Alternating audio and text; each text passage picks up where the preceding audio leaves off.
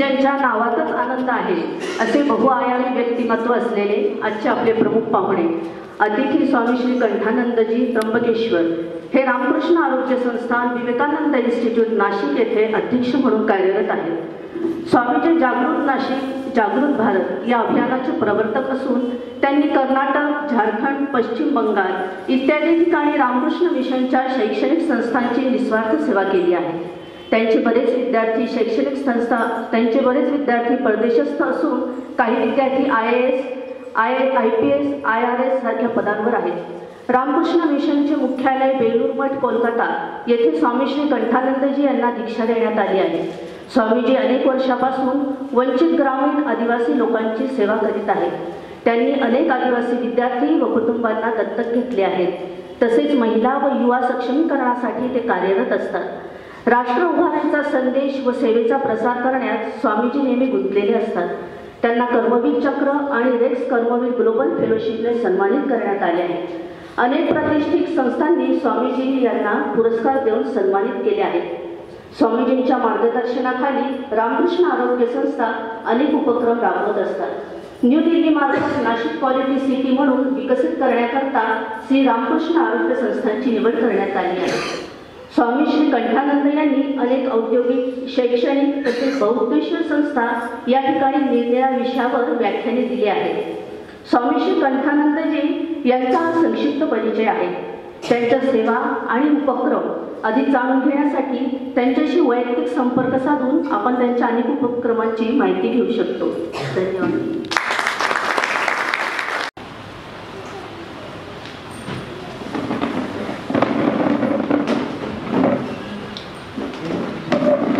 श्री गुरुभ्यो नमः। हरि ओम। गणानान्वा गणपतिं हवामहे कविं कवीनामुपमश्रवस्तमं ज्येष्ठराजं ब्रह्मणस्पतः शृण्वन्नोतिभिः सीदसादनं महागणपतये नमः। ॐ सहना भवतु सहनौ भुनक्तु सह वीर्यं करवावहै तेजस्विनावधीतमस्तु मा विद्विषावहै। ॐ शान्ति शान्ति शान्तिः। ॐ असतो मा सद्गमय तमसो मा ज्योतिर्गमय मृत्योर्मा मृतङ्गमय। ॐ शान्ति शान्ति शान्तिः। इथे उपस्थित असलेले भारतपुत्र व भारत कन्या, भारताची जी कोणतीही गोष्ट मांडण्याची जी पद्धत आहे ना, ती व्यापकतेची पद्धत आहे। आपला परिचय कसा असावा, तो सर्वसमावेशक असावा। परिचय हा अखंड असावा, खंडित नसावा। भारत हा सत्यशोधक ऋषीमुनींचा देश आहे। सुरुवातीला ज्या मंत्रांचं उच्चारण केलं, ओम सहनावतु सहनौ भुनक्तु आणि ओम असतो मा सद्गमय, त्याचा एक आधुनिक संदर्भ समजून घेणं गरजेचं आहे।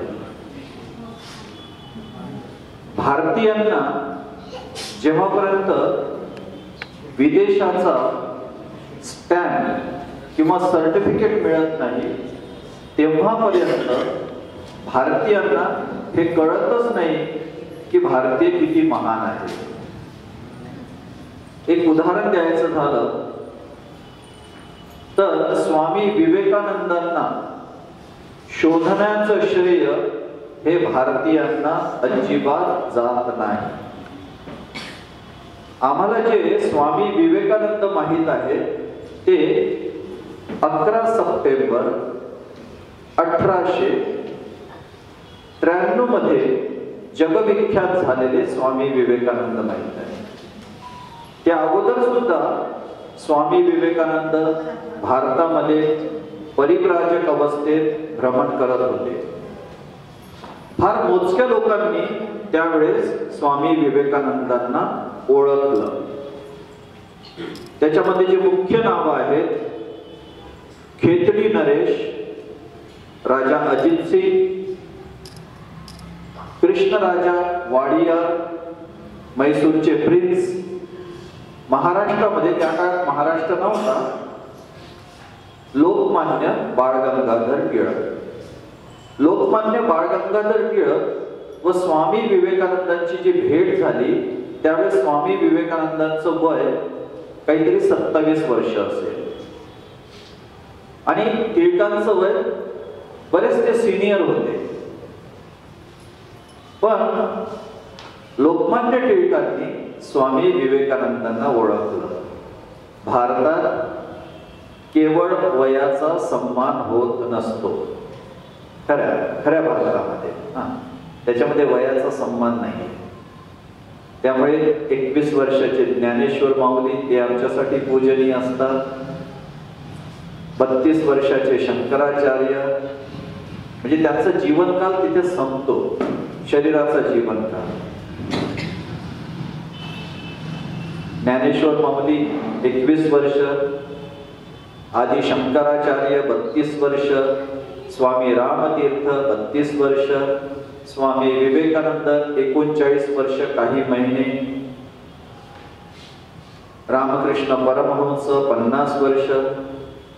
देहाचा कालावधी फार अल्प आहे, कारण भारतात आम्ही मरत नाही. जो भारतीय असतो ना तो कधीही मरत नाही. भारतीय देह त्याग करतो, भारतीय अनंतात विलीन होतो, भारतीय पंचमहाभूतांमध्ये विलीन होतो, भारतीयांना देवाज्ञा होते. त्यामुळे तो शरीर असे बदलतो जसे आपण कपडे बदलतो. हे सांगण्याचं तात्पर्य काय आहे की ते 2 श्लोक आहेत. भारतीयांना कमी कळतात, म्हणजे भारतातल्या लोकांना सध्याच्या आणि विदेशातल्या लोकांना जे खरोखर जिज्ञासू आहेत त्यांना त्याचं आकलन चांगल्या रीतीने होतं, कारण त्यांच्या जीवनामध्ये भौतिक पातळीवर सॅच्युरेशन आलेलं आहे. भारतातले लोक अजूनही अन्न वस्त्र निवारा याच्याशीच भांडत आहेत. ज्यावेळेस अन्न वस्त्र निवाऱ्याचा संघर्ष संपतो तिथून याज्ञवल्क्य ऋषी सुरू होतात, त्याच्या अगोदर नाही. जातीगत जन्म काय म्हणतात, देहाच्या जन्मगत धर्म हा वेगळा असतो, देहाशी संबंधित असलेला धर्म हा वेगळा, आणि सत्याच्या शोधासाठी जो धर्म आपण अंगीकारतो तो वेगळा. त्यामुळे विदेशातले लोक स्वतःला ते हिंदू नाही म्हणवत, ते म्हणतात वी आर वेदांती, कारण की ते चिकित्सक बुद्धीने बघतात. आणि याज्ञवल्क्य खूप चिकित्सक आहे. याज्ञवल्क्य आस्थेवर जगणारी व्यक्ती नाही. याज्ञवल्क्य परीक्षा करतात. याज्ञवल्क्य खूप प्रॅक्टिकल आहे. सध्याच्या लोकांना हा खूप आवडता शब्द आहे की be practical man, be practical. Nothing is more practical than spirituality. अध्यात्मापेक्षा प्रॅक्टिकल काही असू शकत नाही. विवेकानंदांचं एक व्याख्यान आहे अमेरिकेमधलं, न्यूयॉर्कचं. त्या व्याख्यानात अमेरिकन लोकांना भारत समजावून सांगताना म्हणतात की भारत काय आहे. The Indian nation cannot be killed. Bharat हा कधीही नष्ट होऊ शकत नाही. Deathless it stands. भारत हा अजरामर आहे, अमर्त्य आहे. It will stand so long as that spirituality remain as a background.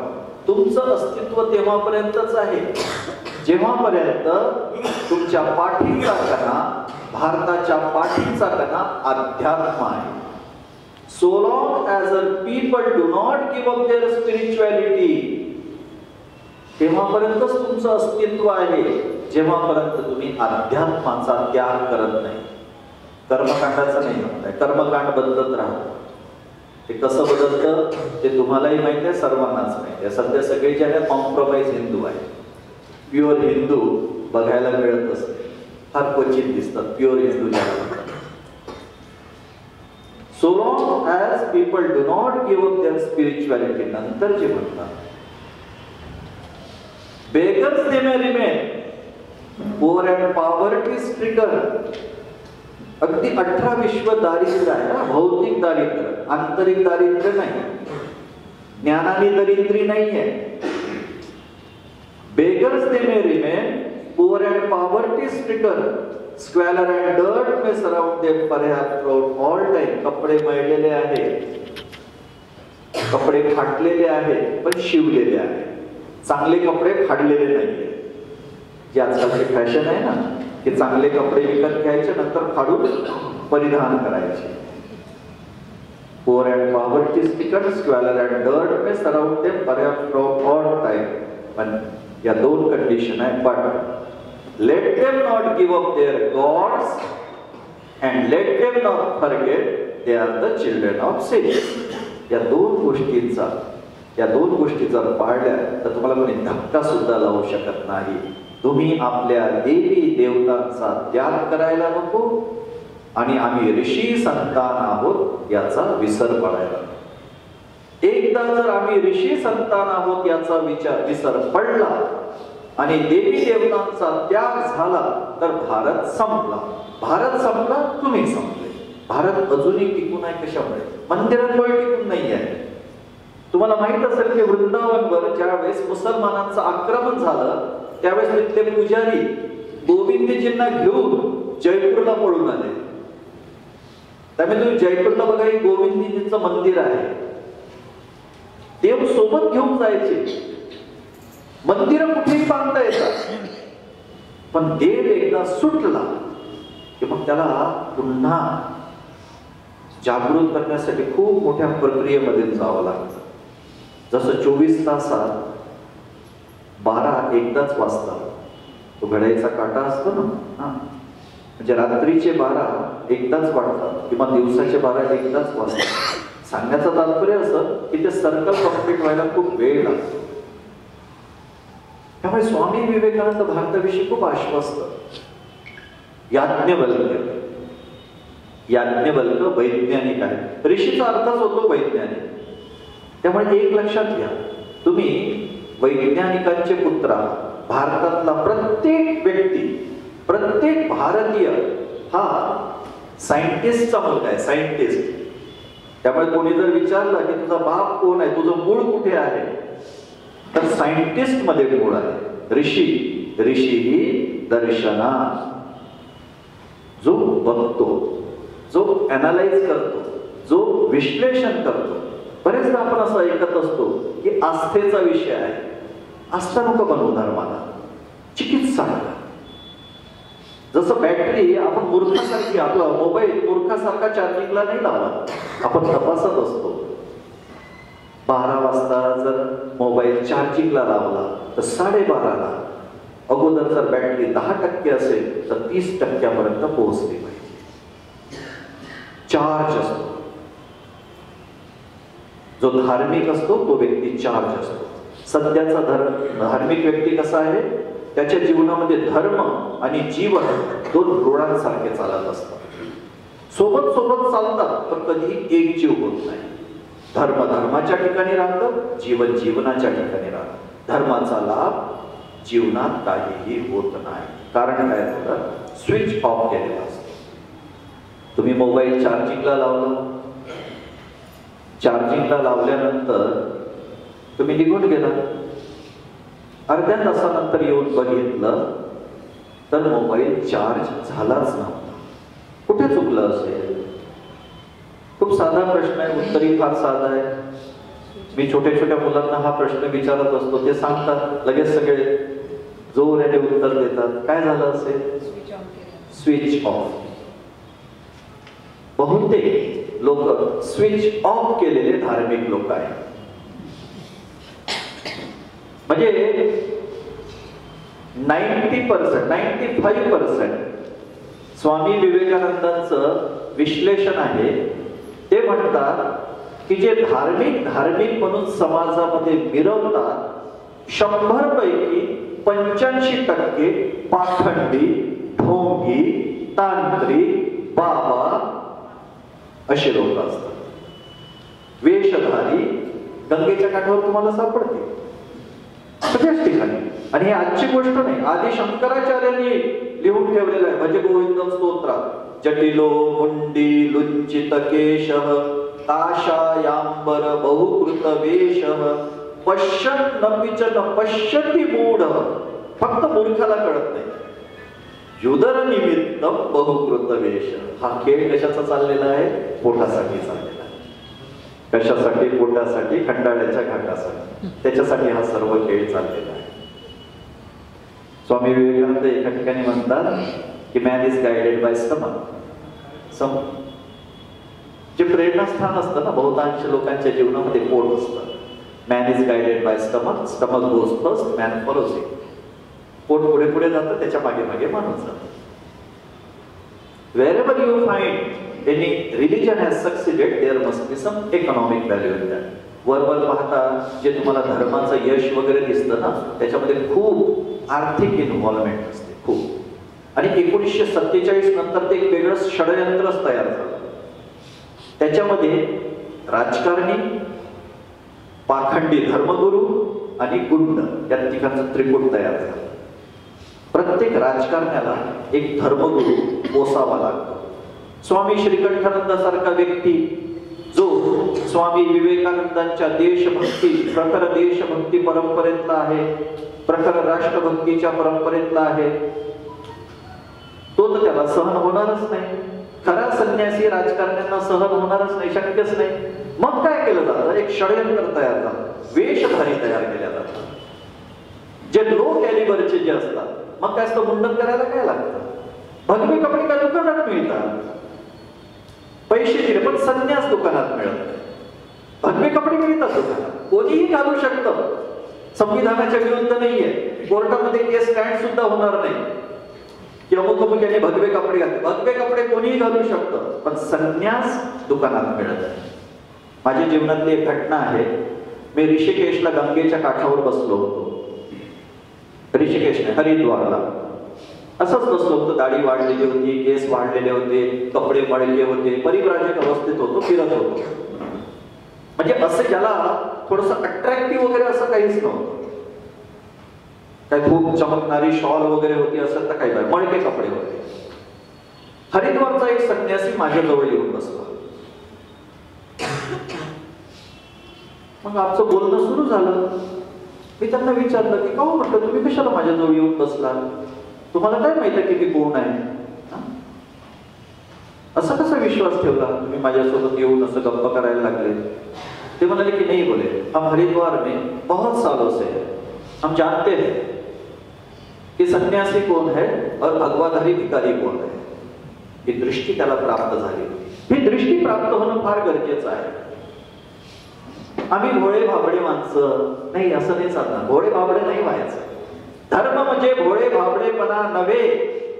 जर कोणाला वाटत असेल की धर्म म्हणजे भोळे बाबडेपणा, तर ते चुकत आहे. नाही, ऋषी संतान, ऋषी संतान म्हणजे त्याला आर पार दिसतं. शंकराचार्यांचं जर भाष्य वाचलं तर त्याच्यामध्ये कोर्टामध्ये जशी केस चालते ना, तशी केस चालते. पूर्व पक्ष, उत्तर पक्ष, सिद्धांत, ज्याला कोर्टामध्ये म्हणतात प्रिमा फेसी व्ह्यू, क्रॉस चेकिंग चालतं ना. तो जो साक्षीदार असतो त्याला प्रश्न विचारले जातात, उलट सुलट प्रश्न विचारले जातात. धर्माला उलट सुलट प्रश्न विचारा, प्रामाणिकपणे प्रश्न विचारा. याज्ञवल्क्य प्रश्न विचारायला प्रेरित करतात. याज्ञवल्क्य म्हणाले मैत्री आणि कात्यायनीला. त्या काळातल्या सामाजिक रचनेप्रमाणे याज्ञवल्क्यांच्या 2 बायका होत्या. एकीचं नाव कात्यायनी आणि दुसरीचं नाव मैत्री. याज्ञवल्क्य ऋषी म्हणाले की मी आता गृहस्थाश्रमाच्या पलीकडे जाणार, म्हणजे पुढच्या स्टँडर्ड मध्ये जाणार. तर माझी जी काही प्रॉपर्टी आहे, माझी जी काही संपत्ती आहे, तुम्ही आमच्यात वाटून घ्या, म्हणजे मी पुढे निघायला मोकळा. त्यानंतर कात्यायनीचा उल्लेख येत नाही उपनिषदामध्ये, बृहदारण्यक उपनिषद. त्यानंतर उल्लेख येत नाही. तर मग मी आधुनिक श्रोता आहे त्याला समजावून सांगण्यासाठी सांगत असतो कात्यायनी कशा टाईपची आहे. कात्यायनी कशी आहे, शॉपिंग मध्ये इंटरेस्टेड, सिटी सेंटर मॉल मध्ये जाणारी, शॉपिंग करणारी, फॉरेन टूर करणारी, नवऱ्याचा पैसा उधळणारी पण नवऱ्याप्रती अटॅच असणारी. तिने प्रॉपर्टी घेऊन घेतली आणि आपल्या चार्टर प्लेननी अमेरिकेला जाऊन सेटल झाली असेल आणि आपल्या धर्माच्या जोरावर तिने काहीतरी मेडिटेशन सेंटर वगैरे चालवलं असेल आणि धर्माचा बाजार मांडला असेल. पण मैत्रीला उपनिषद ब्रह्मवादिनी म्हणतात. तिला माहित आहे की Yajnavalkya is very practical person, खूप प्रॅक्टिकल आहे. असंच नाही जाणार. जे याज्ञवल्क्य जनकाच्या दरबारात 1000 गायी शिष्यांना म्हणतात की घेऊन जा, शास्त्रार्थ वगैरे नंतर बघू, त्याच्यामध्ये त्यांचा कॉन्फिडन्स पण दिसतो. याज्ञवल्क्यांमध्ये प्रचंड आत्मविश्वास आहे. आत्मविश्वास, देहविश्वास नाही. याचे ट्रान्सलेशन इतके थर्ड क्लास ट्रान्सलेशन झालेले आहे. आत्मविश्वास ज्याला म्हणतात ना, देहाच्या पलीकडून जो विश्वास जन्माला येतो तो आत्मविश्वास. देहामुळे जो विश्वास निर्माण होतो त्याला देहविश्वास म्हणायला पाहिजे, आत्मविश्वास म्हणायला नको. शरीर चांगलं असतं तर प्रचंड विश्वास निर्माण होतो आणि आजारी पडला की पूर्ण आत्मविश्वास गळून पडतो. त्याला आत्मविश्वास नाही म्हणत, त्याला देहविश्वास म्हणतात. तर मैत्रीला उपनिषद ब्रह्मवादिनी म्हणतात. तिला माहित होतं की याज्ञवल्क्य असंच सर्व सोडून जाणार नाही. मग या मैत्रीचा एक प्रश्न आहे, ब्रह्मवादिनी मैत्रीचा एक प्रश्न. मैत्रीचा प्रश्न असा आहे, खूप प्रॅक्टिकल प्रश्न आहे, सध्याच्या जीवनाशी खूप खूप निगडीत असा प्रश्न आहे. यन्नोमयं भगो सर्वा पृथिवी वित्तेन पूर्णास्या तेन अहम अमृतास्यामिति.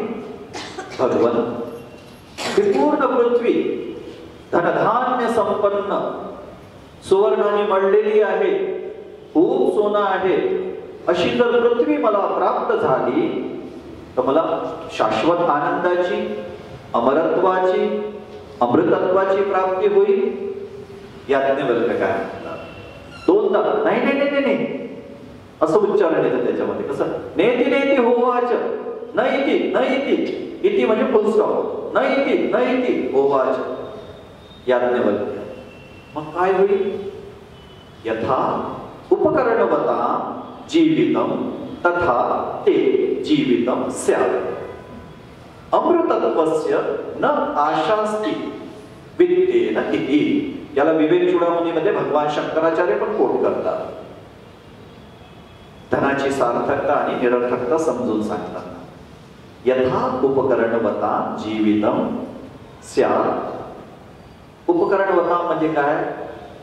खूप कॉस्टली 1.5 लाखाचा मोबाईल आहे. उपकरण बघा किती जुना शब्द आहे, उपकरण.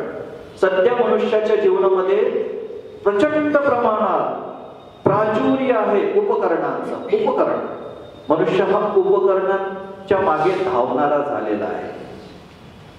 त्यामुळे ते आत्मज्ञानापासून तो वंचित आहे. उपकरण वता जीवितम. तुझ्याकडे तुझा स्वतःचा चार्टर प्लेन राहील, नाशिकला एक फ्लॅट राहील, मुंबईला एक फ्लॅट, न्यूयॉर्कला फ्लॅट, लंडनला फ्लॅट, खूप गोष्टी असतील तुझ्याकडे. अगदी लेटेस्ट फर्निचर, इंटिरियर अगदी खूप कॉस्टली इंटिरियर, खूप महागडा मोबाईल, लेटेस्ट कारचं मॉडेल, हे सर्व राहील तुझ्याकडे. जर पैशाच्या माध्यमातून तुला जे प्राप्त करायचे त्याच्या मागे जर गेली. यथा उपकरणवता जीवितम तथा ते जीवितम स्यात् अमृतत्वस्य न आशास्ति. शाश्वत आनंद प्राप्त होणार नाही. शाश्वत आनंद प्राप्त होणार नाही. याचे राहतील जीवन. जीवनामध्ये आनंद नाही राहणार, सुख दुःखाच्या उत्तेजना राहणार. सुख दुःखाच्या उत्तेजना म्हणजे आनंद नव्हे. याज्ञवल्क्यांना ऐकायचं असेल ना तर त्यांना असं मिक्स करून नाही ऐकायचं, गोंधळात नाही ऐकायचं, खूप शांतपणे ऐकावे लागेल, जसं मैत्रिणी आहे. त्याशिवाय याज्ञवल्क्य कळणार नाही.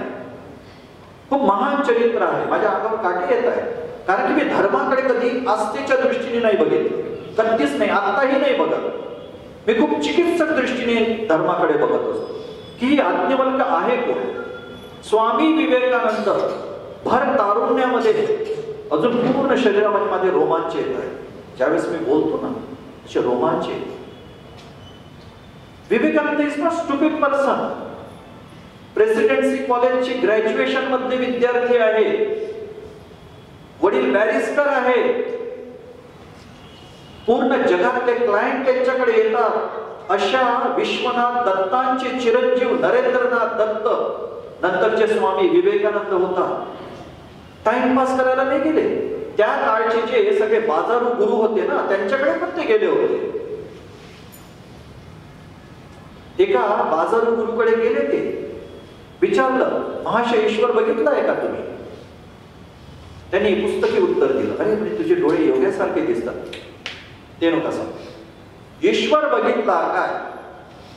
मग नंतर लक्षात आलं की महाराष्ट्र आपला काय जगामधला एस्टॅब्लिश व्यक्ती आहे. उगाच्या कशाला याच्यात जायचं भानगडीत निघून आले. रामकृष्णांकडे गेले. ईश्वर बघितला.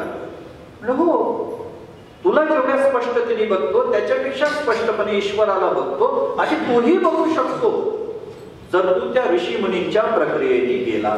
आता सध्याचा बाजारातला खूप मोठं ज्याचं नाव आहे, खूप नाव आहे युट्यूब चॅनलवर वगैरे, त्या व्यक्तीविषयी आत्ताच 2 दिवसापूर्वी ग्रेप काउंटीला तिथल्या टुरिस्ट लोकांसाठी माझं व्याख्यान होतं. तर तिथे एकाने सांगितलं एका बँकेमधले ते खूप टॉप लेवलचे अधिकारी ते म्हणाले की आम्ही त्या बाजारू गुरुला बोलवलं होतं आणि त्याची 5 स्टार हॉटेलमध्ये राहण्याची व्यवस्था पण केली होती. आता 5 स्टार हॉटेलमधला सूट बुक केला होता. तुम्ही विचार करा की 5 स्टार हॉटेलमधला सूट किती चांगला असेल. 2 स्टार 3 स्टार 4 स्टार नाही 5 स्टार मधला. तो तुमचा जो तथाकथित गुरु काय म्हणतो, मला या हॉटेलमधला सगळ्यात महागडा जो सूट असेल तो पाहिजे. तुम्ही विचार करा. विचार करा. नाव नाही घेणार त्याचं, खूप नाव आहे, खूप मोठी संस्था आहे. याज्ञवल्क्य त्याला स्वीकारतात कारण की याज्ञवल्क्य स्पष्ट आहे. तो मैत्रीला स्पष्ट उत्तर देतो. मग नंतर उपनिषदाची सुरुवात होते की मैत्री त्या आत्मतत्वापर्यंत पोहोचायचं असेल तर काय करायचं. सुखदुःखाच्या उत्तेजनेपासून मुक्त व्हावं लागेल. सुखदुःखाची उत्तेजना काय आहे हे नीट समजून घ्या. बरेचदा काय आम्ही सुखदुःखाला आनंद समजून बसतो. सुखदुःख हे रिॲक्टिव्ह असतात. दुःखाची आणि सुखाची उत्तेजना कशी निर्माण होते एक लक्षात घ्या. 31 डिसेंबर येत आहे.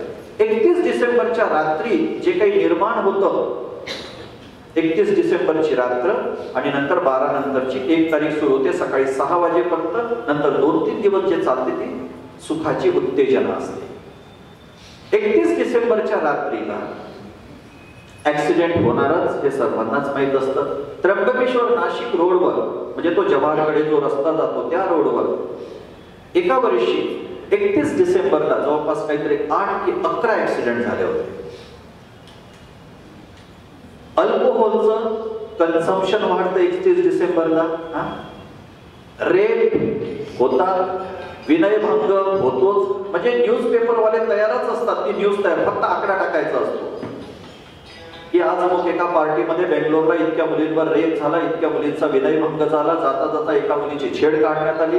ते तयारच ठेवत असते कारण की ती रात्र असते उत्तेजनेची रात्र. जे असुर असतात ना ते उत्तेजनेमध्ये असतात. आणि काही महापुरुष तर असे असतात की 31 डिसेंबर नंतर त्यांना डायरेक्ट 2 डिसेंबरच दिसते. इतकं अल्कोहोलचं कन्झम्पशन झालेलं असतं. आणि आता याची तुलना ही झाली सुखदुःखाची उत्तेजना. आनंद कशाला म्हणतात. माझा एक प्रश्न आहे. गुढीपाडव्याच्या दिवशी गुढीपाडव्याच्या निमित्ताने एखाद्या मुलीचा किंवा स्त्रीचा विनयभंग झालेला आहे कधीही ऐकण्यात आलेला आहे नाही. आपल्याला याज्ञवल्क्य समजून घ्यायचे. कधी गुढीपाडव्याच्या निमित्ताने एखाद्याचा ऍक्सिडेंट झाला असं कधी ऐकण्यात आलेलं आहे नाही. गुढीपाडव्याच्या निमित्ताने एखाद्याने मद्यपान केलेलं आहे असं ऐकण्यात आलेलं आहे नाही. गुढीपाडव्याच्या दिवशी खूप असं एक शांत प्रकृती असते आणि त्यामध्ये तुम्हाला आतमध्ये एक आनंदाची अनुभूती येते. अंडर करंट ज्याला म्हणतात, एहसास, ज्याला उर्दूमध्ये मला खूप आवडतो तो शब्द एहसास. एक आतमध्ये असं स्पंदन असतं, छान वाटतं. सगळं घरचं वातावरण जे मंगलमय असतं, छान कपडे, स्वच्छ कपडे घातलेले असतात, सकाळी सकाळी उठतात, फरक पडतो. हो, आता 31 डिसेंबर येणार आहे, डुप्लिकेट. एका व्यक्तीने मला कालच हॅपी क्रिसमस असा मेसेज केला. म्हटलं आर यू ख्रिश्चन? कोणीतरी पाठक वगैरेच होते. मी प्रश्न विचारला, आर यू ख्रिश्चन? उत्तर तर आलं नाही त्यांचं. मी म्हटलं असं, I am not Christian. You are not Christian, I am not Christian. Why are we complimenting each other? तुम्हीही ख्रिश्चन नाही, मी पण ख्रिश्चन नाही.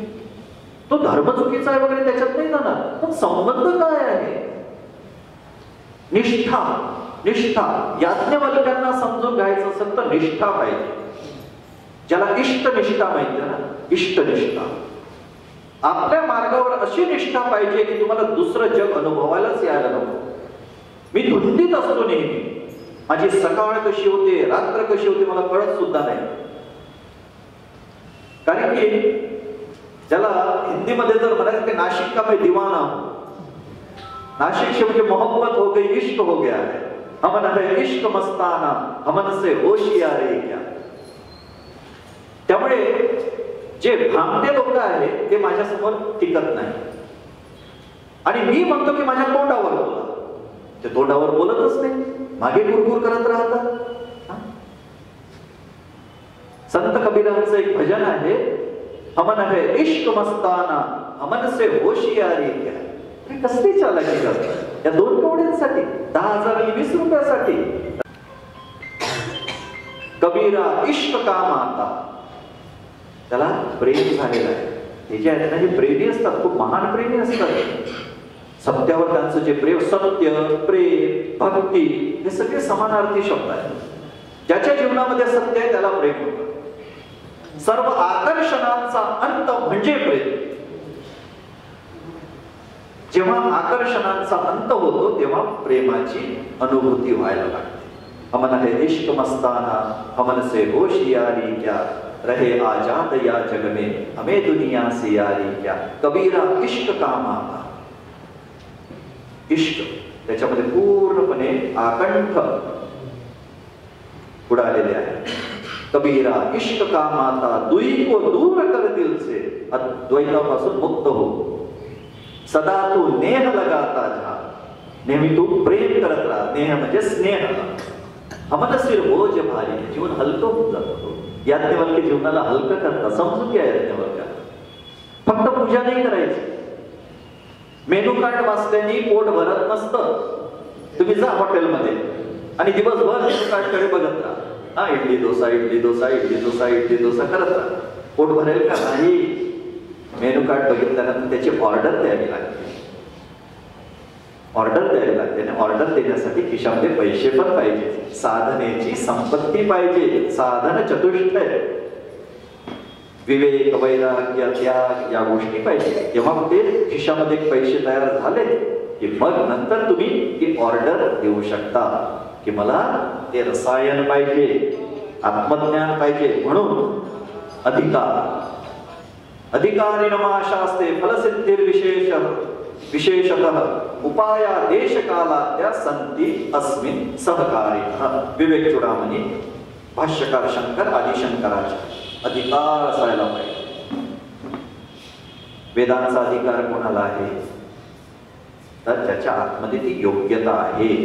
योग्यता जर नसली तर ग्रंथ असले तरीही त्या ग्रंथांचं वाचन होणार नाही आणि वाचन केलं तरी आकलन होणार नाही. मग याज्ञवल्क्य मैत्रीला सांगतात की हे सगळं कशासाठी चाललेलं आहे?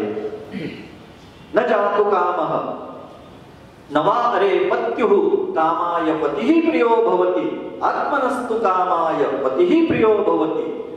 मैत्री, पती हा कधीही पतीसाठी प्रिय नसतो. स्वतःसाठी पती हा प्रिय असतो. स्वतःच्या सुखासाठी पती हा प्रिय असतो. नवा अरे जायाये कामाय जाया प्रिया भवति, आत्मनस्तु कामाय जाया प्रिया भवति. पत्नी ही कधीही पत्नीसाठी प्रिय नसते. पत्नी ही जर पत्नीसाठी प्रिय जर असती तर बायको मेल्यानंतर दुसरं लग्न केलं नसतं. आता ती नसल्यामुळे आता ती गरज भागवण्यासाठी दुसरं कोणीतरी पाहिजे. मग उगाच्या डीपीवर ठेवायचं की माय बिलेवेड हजबंड वगैरे, तिथे पुन्हा प्रामाणिकपणाचा अभाव. नवा अरे छायाये छाया प्रिया भवती आत्मनस्तु कामाय छाया प्रिया भवती. त्यामुळे इथे जर खोलात शिरायचं असेल तर तुम्हाला स्वतःविषयीची स्पष्टता पाहिजे. खूप अद्भुत आहे. वेळ झाली नावाचं हे आलेलं आहे. तशी आज्ञवल्क कळणारच नाही. ज्याला म्हणतात कमर्शियल ब्रेक के बाद नाही कळणार. आणि स्वामी श्रीकंठानंद बुद्धीनी बोलत नाही. मी आस्थेची धर्माकडे बघत नाही. माझा आणि आस्थेचा काही दूर दुरान्वय समज. मी चिकित्सा करतो. याज्ञवल्क कोण आहे मला समजून घ्यायचं, आणि मी याज्ञवल्कांसारखा का होऊ शकत नाही हेही मला जाणून घ्यायचं. त्यामुळे मी फार भाग्यवान लोक आहात. जीवनामध्ये विसंगती निर्माण होणार नाही याची काळजी घ्या. सध्या आपलं जे जीवन आहे ना, विसंगतीने परिपूर्ण असलेलं जीवन आहे. मिसमॅच जीवन, सिंक्रोनाइज जीवन नाहीये. त्याच्यामध्ये सिंक्रोनायझेशन पाहिजे असतं की अगदी आतमध्ये धर्माचा ठासून ऊर्जा निर्माण झाली पाहिजे. चालता बोलता झोपताना उठताना हे सांगावंच वाटतं. का बरं? तुम्हाला एक त्याला चेतावणी देतोय की भविष्यात असं होण्याची दाट शक्यता आहे की भारतीय हे शिष्य असतील आणि अमेरिकेमधले जे चांगले साधक आहेत ते गुरु असतील. आम्ही फक्त आमच्या अहंकारामध्ये राहू. आमचे पूर्वज महान, आमचे पूर्वज महान, आमचे पूर्वज महान, आणि सगळे मेनू कार्ड आपल्याकडे राहतील, मॅन्युस्क्रिप्ट्स राहतील. एक मुलगी 20-25 वर्षापूर्वी मला भेटायला आली होती. ती स्वीडनची होती. तर माझ्याशी काही चर्चा वगैरे झाली. मुंडन केलं होतं त्या मुलीने.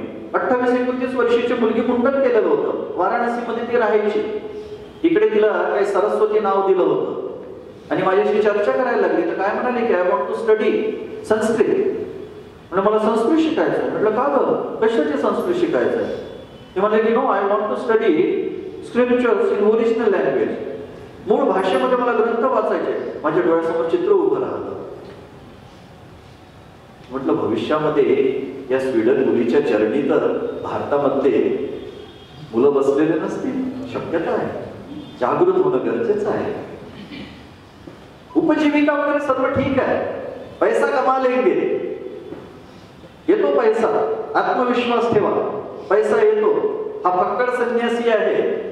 यांनी नाशिक जिल्ह्यामध्ये त्र्यंबकेश्वरच्या 4 किलोमीटर अगोदर 20 कोटीचं हॉस्पिटल बांधलेलं आहे.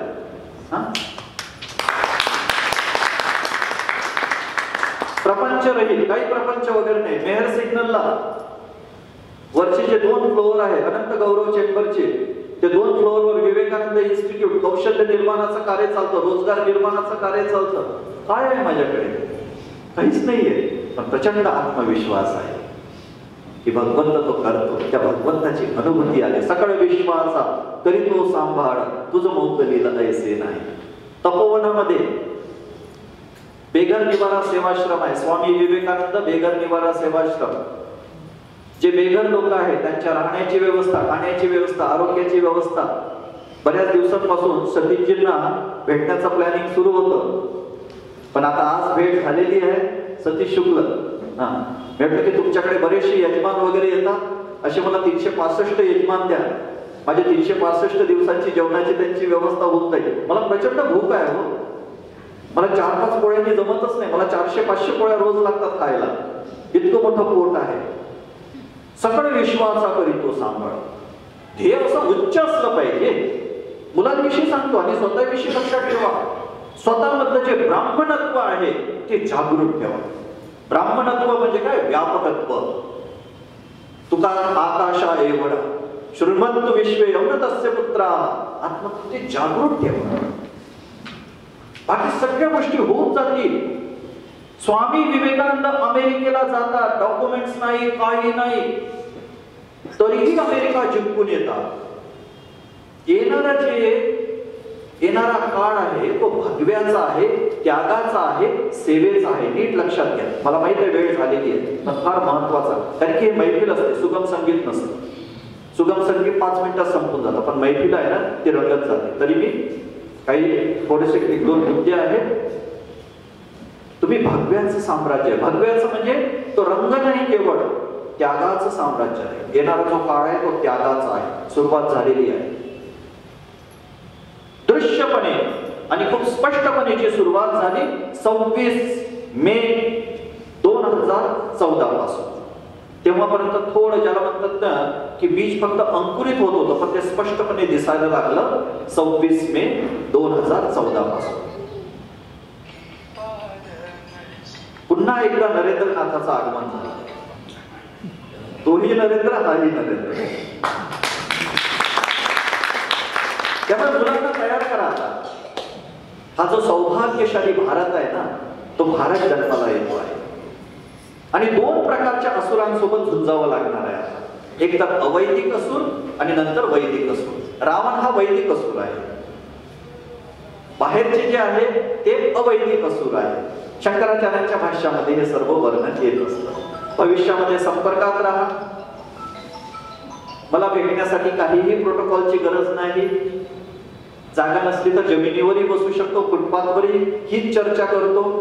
उद्या जर मी तुम्हाला एखाद्या झोपडपट्टीमध्ये खाली बसलेलो दिसलो तरीही आश्चर्य करण्यासारखं नाही.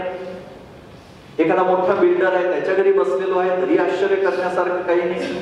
स्वामी विवेकानंद म्हणतात की भारत का सन्यासी आज राजा का मित्र है, राजा के साथ राजमहल में रहता है, वही सन्यासी कल एक भिखारी के साथ पेड़ तले सो जाता है, उसको चलते ही रहना है, लुढ़कते पत्थर पर काई कहां, rolling stone gather no moss. चलते रहो, चालत राहा.